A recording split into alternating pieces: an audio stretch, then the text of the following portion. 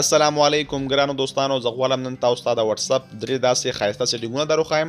کو تاسو دغه سیټینګونه په خپل واتساپ کې وکړئ نو ستاسو واتساپ به ډېر زیات ښایسته شي. یعنې تاسو به خپل واتساپ کولاو کوئ او دلته به راشئ، دغه درې ډاټ به کلیک کوئ او بیا به سیټینګ کلیک کوئ. نو دغه اکاونټ باندې به کلیک وکړئ او بیا به تاسو پرایویسي کلیک کوئ. دلته تاسو ګورئ چې دغه پیج ته رالم، هو کین سی مای پرسنل انفو، تاسو ته ښکاري لاست سین. یعنې تاسو چې کله افلاین شئ د واتساپ نه او بیا تاسو چیټینګ څوک ګوري په واتساپ کې، نو تاسو د نوم نه لاندې دغه لاست سین ښکاري چې یعنې تاسو کله افلاین شوي یې. یعنې زه دغه کس تاسو ته ښایم، تاسو دغه وګورئ چې د نوم نه لاندې لاست سین مارچ 7 2020 تاسو ته ښکاري. نو که تاسو غواړئ چې دغه خپل لاست سین پټ کړئ، یعنې چې هیڅ چاته بیا معلومات ونه شي چې تاسو کله افلاین شوي یا کله آنلاین شوي یې، نو تاسو به راشئ او دغه لاست سین به کلیک کوئ.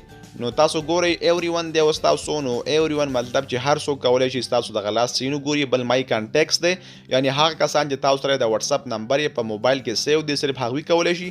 نو دغه مای کانټیکس به کلیک کوئ. بل نو باډي دی، یعنې هیڅ څوک نشي کولی چې ستاسو د واتساپ دغه لاست سین وګوري، نو په نو باډي باندې به کلیک وکړئ. بل پروفایل فوټو دی، یعنې ستاسو د پروفایل تصویر چې تاسو د پروفایل کم تصویر وي ستاسو پروفایل باندې تاسو ګورئ.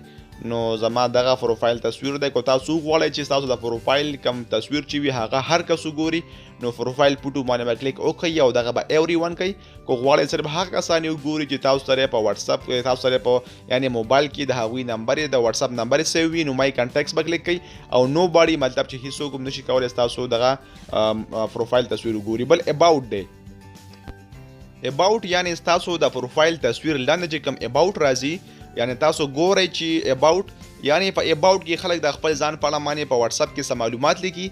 نو که غواړئ چې ستاسو دغه اباوټ څوک وګوري، ایوری ون یې وګوري یا مای کانټیکس یې وګوري، نو تاسو به راشئ او دغه اباوټ به کلیک کوئ. ګوره ایوری ون مطلب چې که تاسو غواړئ هر کس دغه اباوټ وګوري، یعنې کتلی شي، نو تاسو به ایوری ون کلیک کوئ. بل مای کانټیکس دی، یعنې هغه کسان چې د هغوی د واتساپ نمبر یې تاسو سره په موبایل کې سیو وي، که تاسو غواړئ دغه کسان یې وګوري، نو مای کانټیکس به کلیک کوئ. بل نو باډي دی، یعنې هیڅ څوک نشي کولی چې ستاسو دغه اباوټ وګوري. نو ګرانو دوستانو، که ویډیو مو خوښه شوي چینل خامخا سبسکرایب کړئ، کمنټ وکړئ، لایک وکړئ. زمونږ هر نوې ویډیو تاسو ته راشي. تر بلې ویډیو د الله په امان.